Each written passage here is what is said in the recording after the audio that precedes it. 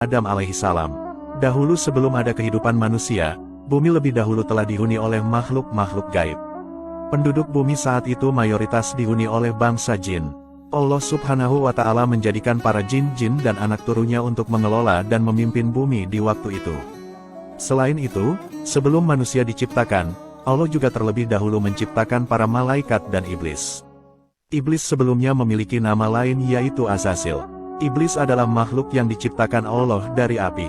Sebelum Azazil menyandang gelar iblis, dahulu dia adalah makhluk Allah yang sangat mulia, taat, rajin beribadah, dan berilmu luas. Penampilan iblis waktu itu sangat menawan, wajah iblis sangat rupawan dan berwajah bagus. Iblis juga mempunyai 4 buah sayap yang bisa ia gunakan untuk terbang ke sana dan kemari. Ketakwaan dan kesolihan iblis banyak membuat para malaikat di langit terkagum-kagum dan sangat menghormati iblis. Iblis dengan penuh ketulusannya selalu taat kepada perintah-perintah yang Allah berikan kepadanya. Hal itulah menjadikan iblis terkenal dan memiliki banyak gelar-gelar kebesaran.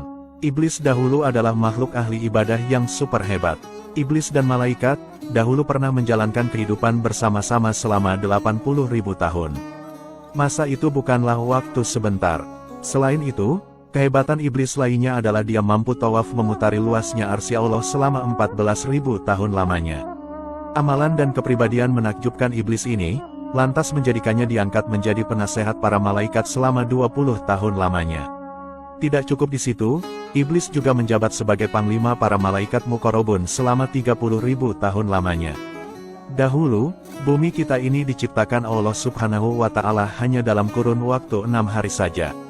Namun perlu diketahui, bahwa perhitungan hari di sisi Allah jelas berbeda dengan hitungan manusia zaman sekarang. Allah Subhanahu wa Ta'ala kemudian menciptakan makhluk-makhluk untuk pertama kalinya mendiami dan mengelola bumi. Makhluk itu bernama Ba'anul Jan atau bangsa jin. Allah Subhanahu wa Ta'ala menciptakan jin menggunakan bahan yang berupa nyala api.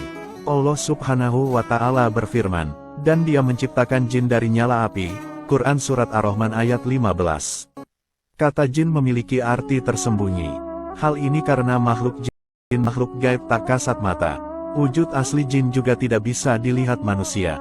Manusia hanya bisa melihat makhluk jin ketika jin itu menjelma menjadi bentuk wujud lain seperti semisal pocong, kuntilanak, genderuwo, dan bentuk jadi-jadian lainnya. Allah menciptakan bangsa jin dan membebani kewajiban dan tugas yang sama dengan bangsa manusia. Mereka diperintah untuk menyembah Tuhan Sang Pencipta alam semesta ini, yaitu Allah Subhanahu wa Ta'ala.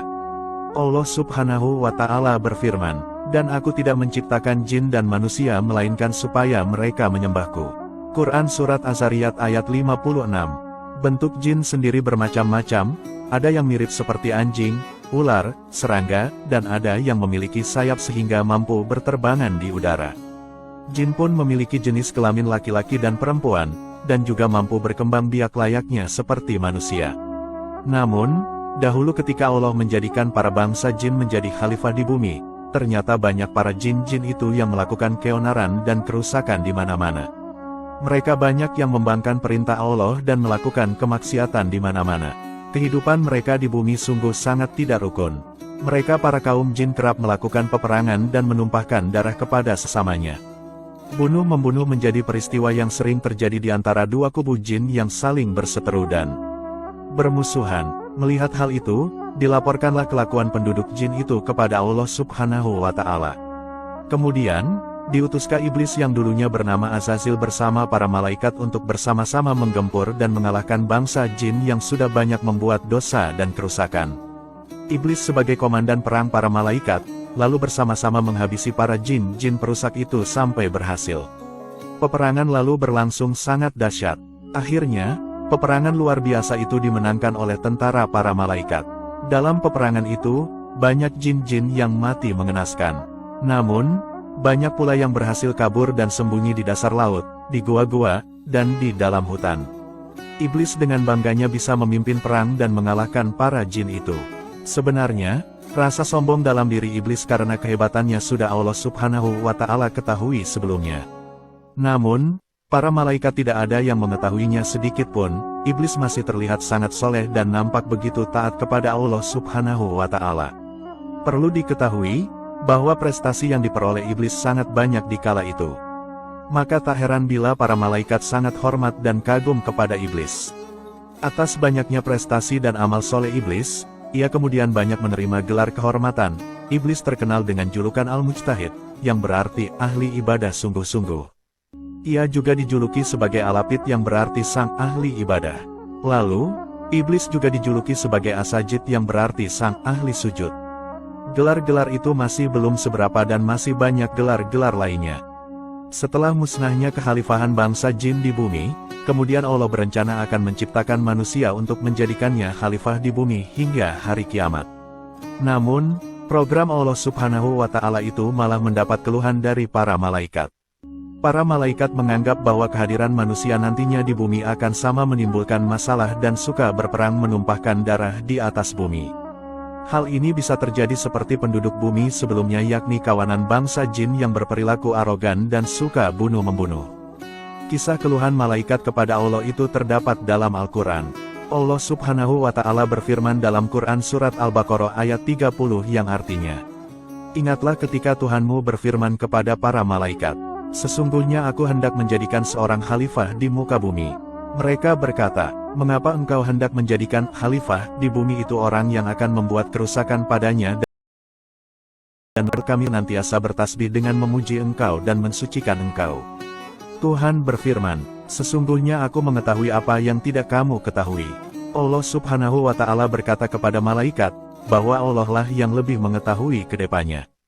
Selanjutnya, Allah Subhanahu wa Ta'ala kemudian menciptakan Nabi Adam alaihissalam dari tanah liat. Setelah tubuh mulia Nabi Adam alaihissalam terbentuk, maka Allah memerintahkan para malaikat dan iblis untuk bersujud memberi penghormatan kepada Nabi Adam alaihissalam. Semua malaikat akhirnya bersujud kecuali iblis. Allah Subhanahu wa Ta'ala berfirman, "Dan ingatlah ketika kami berfirman kepada para malaikat, sujudlah kamu kepada Adam, maka sujudlah mereka kecuali iblis. Ia enggan dan takabur, dan adalah ia termasuk golongan orang-orang yang kafir."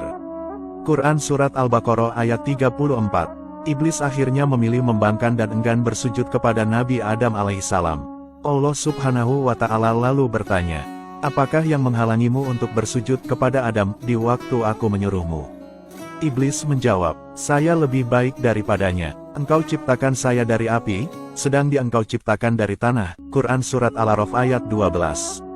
Iblis dengan lantangnya membangkang perintah Allah Subhanahu wa Ta'ala karena merasa sombong dan lebih baik dan lebih mulia dibanding Nabi Adam alaihissalam.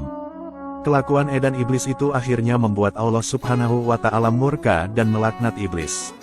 Iblis kemudian dikutuk menjadi makhluk yang buruk, sesat, dan juga menyesatkan.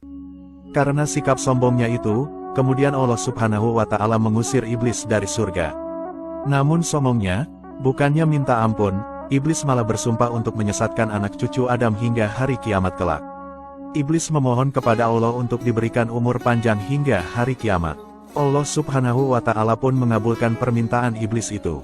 Iblis akan berusaha menyesatkan umat manusia dan mencari sebanyak-banyaknya teman untuk hidup kekal di neraka. Iblis juga bekerja sama dengan para setan-setan untuk menjerumuskan manusia ke lembah dosa. Para setan-setan ini ada yang berasal dari golongan jin kafir dan manusia. Nauzubillah min zalik. Untuk kisah selanjutnya, next di video episode selanjutnya ya. Wallahu a'lamu bishawab.